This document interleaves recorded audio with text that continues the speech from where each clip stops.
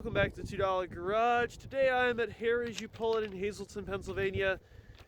And right behind me in the junkyard is what I believe will be a future classic. If you don't know what that is, you probably aren't into current younger car culture, especially affordable stuff. This is a Scion FRS Subaru BRZ, same car. This would be a first gen. This was the long-awaited return of the cheap sporting coupe. As we can see, it is rear-wheel drive, and ignoring the anime stickers. Someone had a good time. We have back seats in traditional sports car fashion. Here we'd have a radio, and of course, these are just buttons from a Subaru, and this handle's from a Subaru. And these controls, these look Toyota to me. Now people complain about the engine, people complain about the torque curve, but this is a cheap entry-level sports car. Cheap sports cars, especially entry-level ones, boil down to this triangle here: power, usability, and compromise.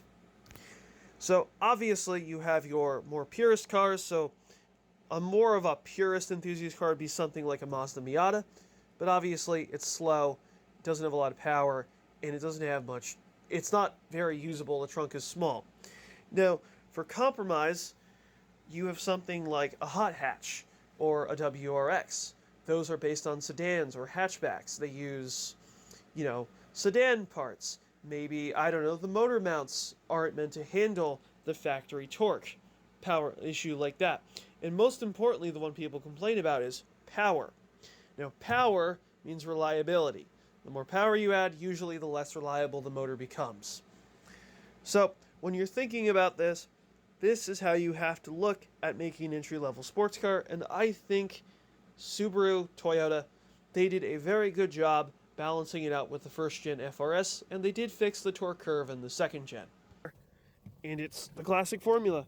We have these nice factory seats. I don't know if they're factory or not, but how comfortable are they?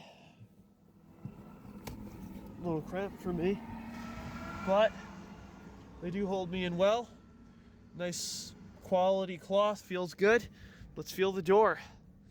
Actually, this feels really good. I'd pull this switch if wasn't missing one. Of course, we have our sporty gauge cluster because it is a cheap sports car, so the slower your sports car is, the more bright colors to make it look fast you need. Rule of thumb.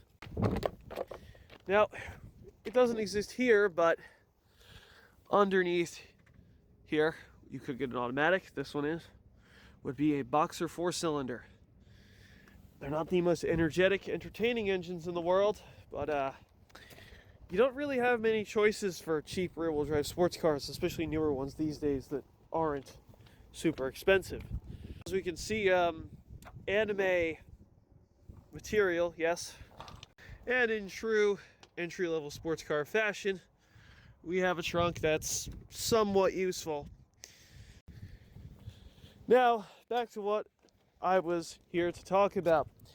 These cars are in the cheap, throwaway, mod them poorly, blow them up, wrap them around trees, put anime stickers all over them. The cheap phase of an enthusiast car, and this one is clearly a victim. That being said, I don't think these will last as long because, well, they're just going to get used up. And I think these will be worth their weight in gold, much like the 240 SXs or S13s, S14s, 350Zs are starting to go up if they're clean. And I believe this will be the next wave. So, if you like these cars, or let's say you have one and it's nice, enjoy it. Maybe don't do all the poor modifications and wrap it around a pole if you can, because I have a feeling these will be going up in value in the future. So yeah, this is the end of the video. My coverage of the Scion FRS. Don't forget to leave a like, favorite, and subscribe. This is $2 Garage. Have a nice day.